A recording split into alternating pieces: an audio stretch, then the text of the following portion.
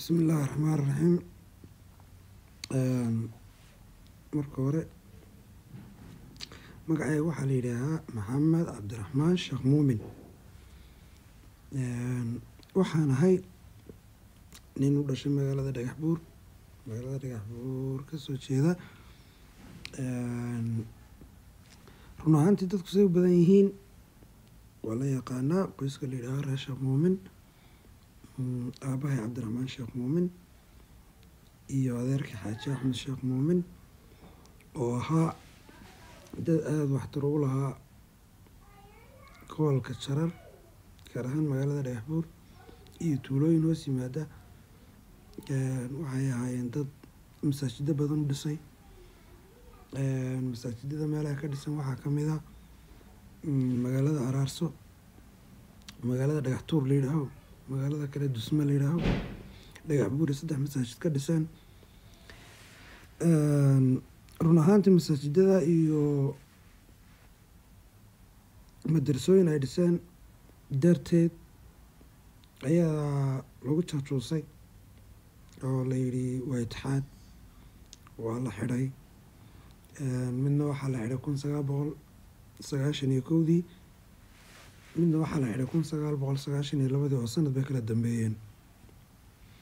sidaas oo ay tahay, waalidkay aniga iyo walaaladeeda la dhashay iyo walaaladeeda oo adeerkay dhalayba waxaa noogu wardambeysay intii aqliga lahayd waqtiga waxaa noogu wardambeysay in la xidho. intanada aqliyeysata iyagoo yaryar la xidhayna waxaa lagu ku aqliyeysan iyadoo laleeyahay aabihiin waa la xidhay. haddaba sidaasay tahay, kolley dhibaatooyin fara badan baana soo gaadhay. waqtiyo badan baa adeeradeeda kale la eryanayay, xaalado badan baan la soo kulannay. 30 sano dhibaataan kusoo jirnay. iskuulkaas xoog baana lagaga qaatay. gawaari ay aabbahay adeerkay lahayn waa la qaatay. kuwa waa markii dambe wixii la daba socdo waa la soo celiyey. iskuulkii laakiin sidii baa lagu haystaa.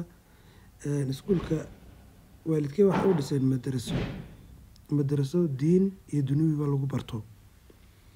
markii la xidhay kadib waxay odayada dhagaxbuur iyo nin waqtiga madaxxafiseedka waxbarashada dhagaxbuur ahaa isla garteen in xaajigii maalgelinayay maadaama la waayey si ku meel gaadha ay dowladdu iskuul uga dhigto.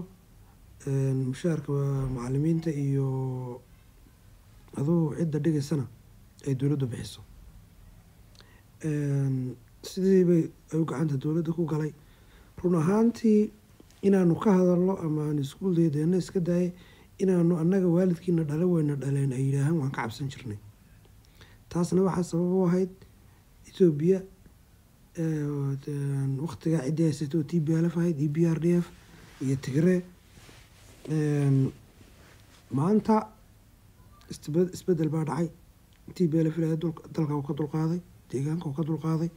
dadkii la leynayay ma jiraan, dadkii la afduubaya ma jiraan. annagu intaasoo dhan hoos baan ugu ooyeynay.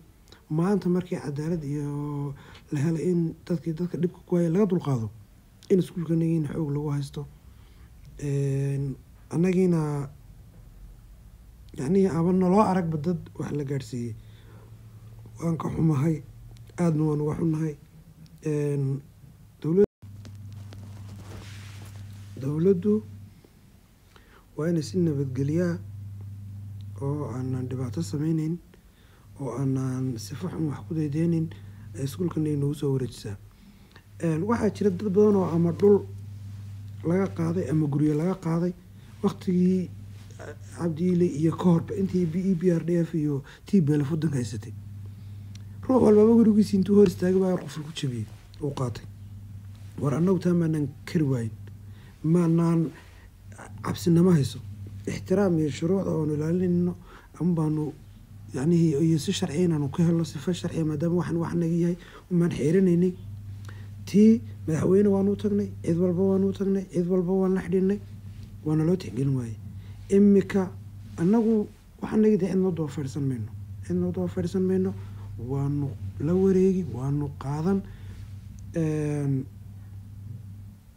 de annagaaba sakranay oo waxa weeyaan xoolaha naga qaadan weyne mar haddii nala ixtiraami waayo anaguna cidna ixtiraami mayno sidaa loo ogaado wayna ka ahayn ilaa imika de wanaageen wax ku daydeyna baan taaganahay ayar si sharaf dhulkanagii iyo iskuulladanadii iyo waxaa nagana loogu wareejiyo waxaan fariintaan u dirayaa cidda mas-uulka deegaanka ee ugu sarreysa weliba Mustafa Cagshar kow ka yahay saas baan leenahay haddii saa wax lagu siin waayo aabihii baan u tagnay Cagshar oo isagaan u tagnay oo cid walbaan u tagnay oo maamul kastaan u ka tagnay oo xildhibaan kastaan u tagnay waana la ixtiraami waaye dadkiina dhalina dadka saa waxtarka ugu lahaaba in ixtiraamka mudnaa haddii nala ixtiraami waayo anaguna cidna ixtiraami mayno waxanaga waanu qaadan sidaa loola socdo waqti ay noqotona weliba waqti ugu dhaqsaa badanna qoflaan ku taagi bal cid inoogu timaadaan arki assalaamu calaykum waraxmatullaahi tacaala wabarakaatu